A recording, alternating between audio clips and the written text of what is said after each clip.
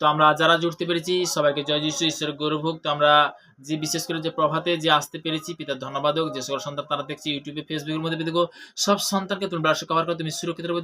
দেখো স্বর্গ পিতার সিংহাসন, পিতার পাদবীর তোমার চরণ তলে যে আমরা আজকের যে খুব সুন্দরভাবে উপস্থিত হতে পেরেছি, তোমাকে অসংখ্য ধন্যবাদ। অ্যাডভান্স পিতাকে তোমার চাহাত করছি প্রত্যেক দিন যেন অ্যাডভান্স তোমার চরণ তলে আসতে পারি। পিতা তুমি আশীর্বাদ করো, কৃপা করো। পিতা এই হাত তোমার আছে বারকাত বলা চাংবা লাশ কভারিং করো। পিতা প্রত্যেকটা সন্তান তারা ইউটিউব, ফেসবুকের মধ্যে, যারা অনলাইনের মধ্যে, তারা যেমন রোড জুটছে, দেখো আশীর্বাদে বাক্য জুটছে, তাদেরকে তুমি আশীর্বাদ করো পিতা, তুমি কৃপা করো পিতা। তাদের যে বিশেষ করে যে ফ্যামিলির জন্য প্রার্থনা করছি, যে ফ্যামিলি প্রে, তার ফ্যামিলিকে ব্লাড কভার করো, তুমি সুরক্ষিত রাখবে। দেখো তারা যারা বিশেষ করে যারা আজকের নতুন কি পুরানো যারা পিতার বাক্যতে জুড়ে প্রত্যেকটা সন্তান, প্রত্যেকটা ফ্যামিলি যেন প্রার্থনা করি, তারাও যেন পিতাকে সে আশীর্বাদের বার্তায়, আশীর্বাদের বাক্য যে জুড়তে পারে। পিতা তুমি আশীর্বাদ করো, কৃপা করো পিতা, তুমি মঙ্গলময় এসে পিতা, তুমি শান্তিরাজ, তুমি সনাতন পিতা, তুমি জিহোবার রাফা, জিহোবার সালাম, তুমি জিহোবা নিসি পিতাকে সর্বদা, তুমি জগানকারী ঈশ্বর পিতাকে, তুমি উদ্ধারকারী ঈশ্বর পিতাকে, তুমি সর্বশক্তিমান ঈশ্বর পিতাকে, তুমি শান্তিরাজ পিতাকে সর্বদা।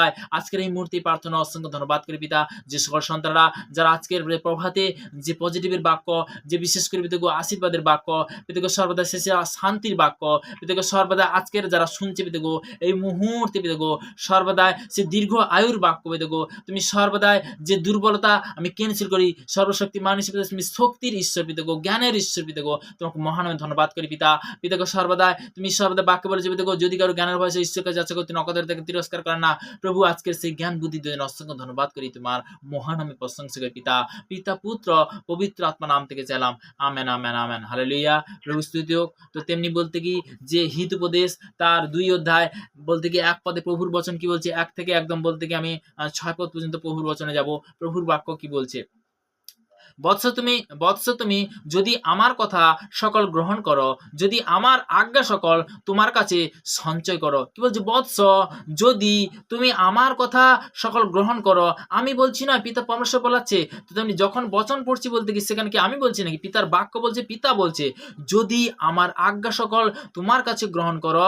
যদি প্রগার এখানে বলছে 2 বলছে যদি প্রাজ্ঞার দিকে কর্ণপাত করো, প্রাজ্ঞার দিকে কর্ণপাত করো, তুমি যদি শুনো, যদি বুদ্ধিতে মনোনীত বেশ করো, হ্যাঁ যদি সুবিবেচনাকে আহ্বান করো, সুবিবেচনাকে তুমি আহ্বান করো। তো একটা জিনিস কি, কুবিবেচনাকে ক্যান্সেল করো, মানে কি সুবিবেচনাকে কি করবো, আহ্বান করতে হবে। তো তেমনি বলতে কি যদি বুদ্ধির জন্য উচ্চস্বর করো, যদি গৌরব নেয় তাহার অন্বেষণ করো। কি বলছে, গৌরব নেয়, তো তেমনি তার অন্বেষণ।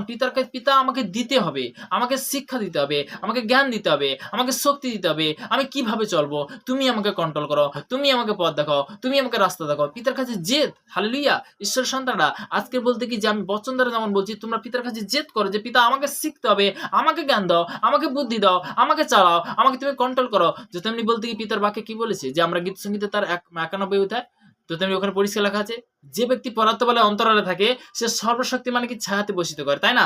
তো তেমনি পিতার সঙ্গে যখন তুমি কথা বলবে, পিতার সঙ্গে যখন আরাধনাতে আসবে, পিতা তখন কি করবে, তোমার সঙ্গে কথা বলছে, তাই না? তো তেমনি বলতে কি তুমি পদার্থ বলে তখন অলরেডি কি অন্তরালে আছো। কার অন্তরালে? পিতা পরমেশ্বরের অন্তরালে। প্রভুর বচন বলছে এখানে, বলতে আমি নয়, পিতা বলাচ্ছে, বাক্য বলাচ্ছে।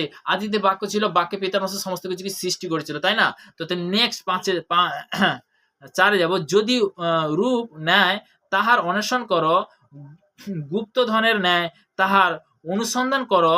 5 বলছে তবে সদাপ্রভু ভয় বুঝিতে পারিবে, ঈশ্বরের বিষয়ক জ্ঞান প্রাপ্ত হইবে, কেননা সদাপ্রভু প্রাজ্ঞা দান করেন,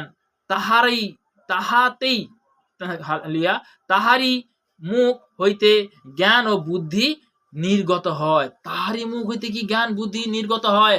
আজকের বলতে কি যে আমরা ঈশ্বরের কাছে যখন আসি, পিতার কাছে যখন আসি, পিতা আমাদের কি করে, আশীর্বাদ করে, মহামো আশীর্বাদ করে, অগুন্তি আশীর্বাদ করে, আনলিমিটেড আশীর্বাদ করে। আজকে করছে ইসলামতে, আনলিমিটেড আশীর্বাদ করছে ইসলামতে, মহামো আশীর্বাদ করছে ইসলামতে। আমি প্লেস করি ইসলামতে যে সন্তানরা তারা আজকের যে বিশেষ করে যে আশীর্বাদের বার্তা, আশীর্বাদের বাক্য যারা জুড়তে পেরেছে, তাদেরকে প্রত্যেকটা সন্তান যে বাংলার মধ্যে বিভিন্ন জায়গায় বিভিন্ন প্রান্তে তারা ইউটিউবের মধ্যে, ফেসবুকের মধ্যে যারা দেখছে, বিশেষ করে দেশ বিদেশের মধ্যে যে সকল সন্তান দেখছি প্রত্যেকটা সন্তানের প্রার্থনা করছি পিতাকে লাভসক কভার করে শান্তি, তাদেরকে আজকের প্রত্যেক পজিটিভ শিক্ষা তুমি নিয়ে যাও শান্তি, তাদের জ্ঞানবান করে শান্তি পিতাকে সমস্ত যে সকল সন্তানরা তারা বিশেষ করে নতুন কি পুরানো তাদেরকে তুমি সর্বদা আরো সুন্দর শিক্ষা দাও শান্তি, তাদেরকে সুরক্ষিত রাখো শান্তি, আমি প্লেস করি শান্তি পিতা পুত্র পবিত্র আত্মার নাম থেকে জানাম আমেন আমেন। তো তেমনি বলতে কি কার কাছে আমরা জ্ঞান বুদ্ধি চাইবো? পিতা পরমেশ্বরের কাছে চাইবো। তো তেমনি বলতে কি পিতা আমাদেরকে চালায়, তাই না? কন্ট্রোল করে। তিনি কি কন্ট্রোল করে? তিনি আমাদেরকে বলতে কি যে সর্বদা বলতে কি চালায়। তো তেমনি বলতে কি তিনি কি উদ্ধারকারী ঈশ্বর, তাই না? তো পীড়িত পীড়িত পীড়িত তার আমি প্রভুর বচন দ্বারা যাবো। পীড়িত তার 2 অধ্যায় তার 37 পদ, সবাই লিখে নিতে পারো। পীড়িত পীড়িত পীড়িত তার 2 অধ্যায় 37 পদ, 37 থেকে 38 পদ পর্যন্ত। এই কথা শুনিয়া তাহাদের হৃদয় যেন সেল বৃদ্ধি হইল এবং তাহারা পিতরকে ও অন্য পীড়িতদিগকে বলিতে লাগিলেন, ভাতৃগণ, আমরা কি করিব? তখন পিতর তাহা দিগকে কহিলেন, মন ফিরাও। হালে বলছে হালেলুয়া, কি বলছে? তুমি কি মন ফিরাও। আমাদের যেন পুরনো নেচার যেন বলতে কি যেন মুছে দিই, ডিলিট করি।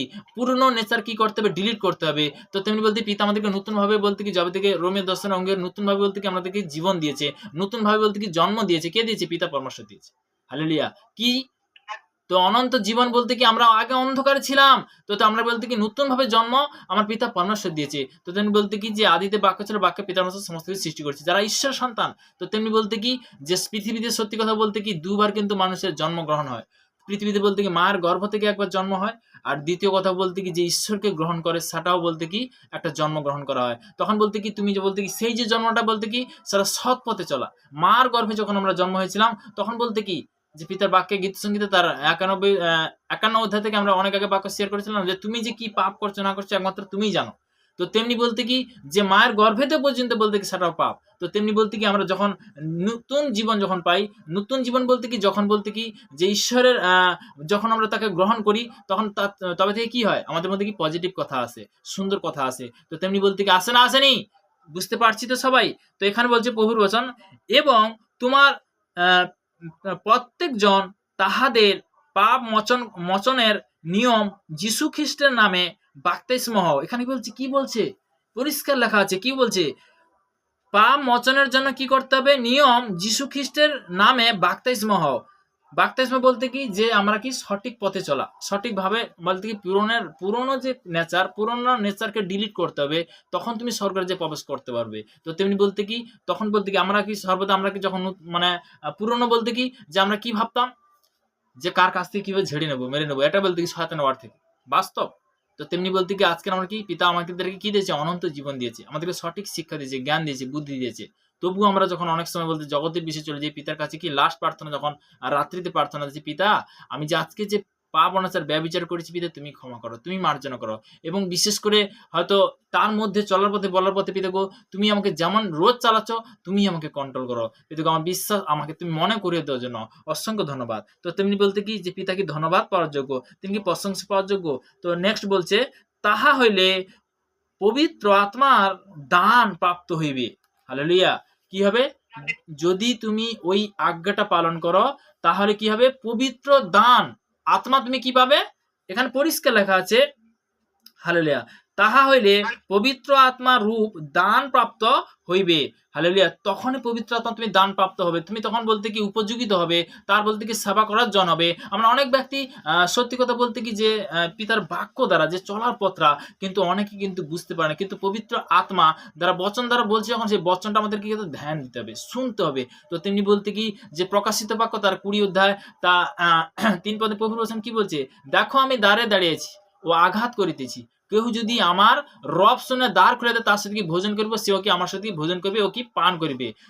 যে জয় করে বলতে কি আমি যে সিংহাসনে বুঝছি সে সিংহাসন বলতে কি তুমিও সেই সিংহাসনে বুঝতে পারবে যখন তুমি জয় করবে, যখন তুমি বলতে কি সেই আজ্ঞা অনুসারে যখন বলতে কি বচন অনুসারে যখন চলবে। পিতার আজ্ঞা বলতে কি যে সকাল দুপুর রাত্রি আমরা অনেক আগে প্রার্থনাতে বলেছিলাম, তো তেমনি প্রার্থনাতে যাব। তো সেই আজ্ঞার বিষয়, সর্বশক্তিমান ঈশ্বর পিতা সবাই অঙ্গীকার করবে। সর্বশক্তিমান ঈশ্বর পিতা, তোমার মহানামে ধন্যবাদ করি পিতা। পিতাকে প্রভাতে বিশ্বাস করি পিতাগো, কোনো চায়ের দোকানে নয়, কোনো নিউজ বা কোনো খবরে নয় পিতাগো, আমি কোনো গান্ধা ফিল্ম বা বিশেষ করে পিতাগো কোনো ছবি যে খারাপ নাচার ছবি বা খারাপ ভিডিও আমি ক্যান্সেল করেছি সামতে। বিশেষ করে পিতাগো সর্বদাই প্রভাতে ভোরে আমি তোমার চরণ তলে আসবো পিতাগো, সর্বদাই আমি তোমার চরণ তলে আসবো পিতাগো, সর্বদা সকাল দুপুর রাত্রি 3 টাইম তোমাকে আমি ভার দিলাম প্রভু, যে দুপুরেও তোমার চরণ তলে আমি অ্যাডভান্স আসবো। বিশেষ করে পিতাগো, বিশেষ করে যে রাত্রি যে প্রার্থনা তোমার চরণ তলে আমি অ্যাডভান্স আসবো পিতাগো, তোমার আত্মিক বচন গ্রহণ করবো সকাল দুপুর রাত্রি 3 টাইম। তারপরে জগতের আহার, জগতের বিষয় পিতাগো, এই আমার চা তুমি আমাকে যেমন কন্ট্রোল করছো, যে সকল সন্তানরা আজকে শুনছে তাদের মধ্যে তুমি পজিটিভ তুমি নিয়ে আসো যিশু নামে, তাদেরকে তুমি আশীর্বাদ বার্তা তুমি নিয়ে আসো যিশু নামে, তুমি আশীর্বাদ শিক্ষা দাও যিশু নামে, পিতা পুত্র পবিত্র আত্মা নাম থেকে চালাম, আমেন। তো আমরা বলতে কি রুলটা বা বলতে কি যে নিয়মটা আমরা সবাই জানলাম, যে আমরা প্রথম পিতার কাছে আসবো, অন্তর থেকে প্রার্থনা করো। যে বাইবেল থেকে যেমন বলতে সব জায়গায় কি বাইবেল পড়া যায়, তো তেমনি বলতে কারো কাছে হয়তো সেই টাইমে বাইবেল নেই, হয়তো বলতে কি কোনো কাজের মধ্যে বা কোনো গভর্নমেন্ট জবের মধ্যে বা কোনো চাকরির মধ্যে বিভিন্নভাবে কিন্তু মানুষ থাকে, তো তেমনি বলতে কি অন্তর থেকে প্রার্থনা করো। তোমার মন মন্দিরে ঈশ্বর আছে, বলতে কখন বচন তুমি গ্রহণ করবে, যখন তোমাকে পিতা তোমাকে সুযোগ করে দেবে, সকাল দুপুর রাত্রি 3টার মধ্যে যে কোনো সময় বলতে কি সে বাইবেলে তোমাকে সুযোগ করে দেবে। প্রভাতে বলতে ছাড়তে নেই, অনেক সময় শয়তান পাপ দেয়, হ্যাঁ এই তো পাপ দিয়েছে বলতে কি আমি তো বাইবেল স্পর্শ করতে পারবো না, এটা ভুল ডিসিশন। অবশ্যই বলতে কি যে পিতার কাছে চাও, পবিত্র সকালে অবশ্যই তাকে গ্রহণ করো, অবশ্যই পিতা শুনবে। পিতা কিন্তু তার একমাত্র পুত্রকে পাঠিয়েছিল কিসের তরে, পাপীদের তরে, হালেলুয়া। আমরা জানতে পারছি যে আত্মা মণ্ডলীকে কি করে দিচ্ছে, যদি তার আত্মার বিষয়ে যদি সে চলে, তখন বলতে কি অনেক ব্যক্তি আছে, ঈশ্বর সন্তানরা অনেক ব্যক্তি আছে, নতুন কি পুরানো তার বিভিন্নভাবে কিন্তু প্রশ্ন করে, যারা বিশেষ করে আজকে যারা শুনছে, যারা তাদের মধ্যে দেখো সেই শিক্ষা, আদেরকে বিশেষ করে পজিটিভ শিক্ষা তুমি দেবে যিশু নামে, তাদেরকে তুমি আশীর্বাদ করবে যিশু নামে, পিতা পুত্র পবিত্র আত্মার নামে চালাম, আমেন আমেন। তো তেমনি বলতে কি সবাইকে জয় যিশু, ঈশ্বরের গৌরব হোক। আজকের এত সময় যে ঈশ্বরের বার্তা, ঈশ্বরের আশীর্বাদে বাক্য জুড়তে পেরেছি, পিতাকে তোমার অসংখ্য ধন্যবাদ করি পিতা। সবাইকে জয় যিশু, ঈশ্বর সবাইকে ভালো রাখুক, আমেন আমেন আমেন।